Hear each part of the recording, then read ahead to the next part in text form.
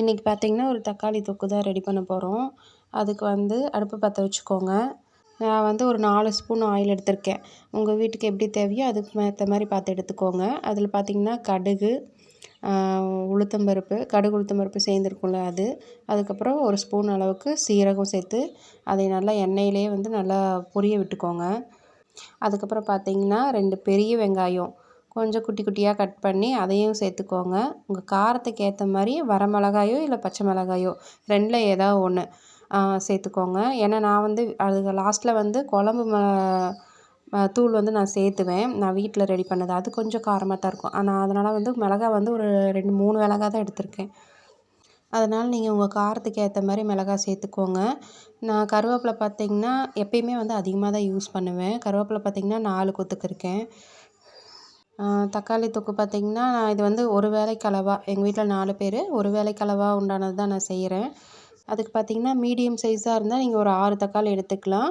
பெரிய சைஸாக இருந்தால் ஒரு 4 தக்காளி போதும். நான் இது வந்து கொடி தக்காளின்னு சொல்லுவாங்க பார்த்திங்களா, என்னுடைய வீடியோ நீங்கள் ப்ரீவியஸ் வீடியோ பார்த்துருந்தீங்கன்னா தெரியும்.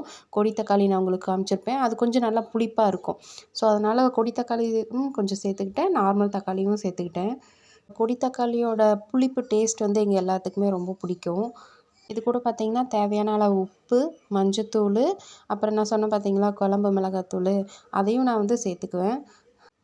நல்லா கிளறி விட்டுட்டு இதுக்கு கொஞ்சமாக வேகிற அளவுக்கு அளவாக தண்ணி விட்டுட்டு நல்லா வந்து கெடஞ்சி விட்டுக்கிட்டே இருக்கணும். அப்போ தான் வந்து நல்லா தக்காளி வந்து வணங்கி வரும். நல்லா வந்து கெடஞ்சி விட்டுக்கிட்டே இருக்கணும். ஏன்னா நான் அந்த கொடி தக்காளியை முழுசாகவே சேர்த்துட்டேன். ஸோ வெந்துச்சு அப்படின்னா நல்லா கெடஞ்சி விட்டோம் அப்படின்னா தக்காளி நல்லா மசிஞ்சு போயிடும். கொஞ்சம் நேரம் கெடஞ்சி விட்டுட்டு மூடி போட்டு ஒரு 3 to 4 மினிட்ஸ் வந்து நல்லாவே வேக விட்டுருங்க. ஆனால் சிம்லேயே வச்சுக்கோங்க. சிம்லேயே வச்சுருந்தீங்கன்னா தான் நல்லா அந்த தண்ணி மேலே வந்துடும். அடியில் இருக்கிற தக்காளி நல்லா வெந்து போகும்.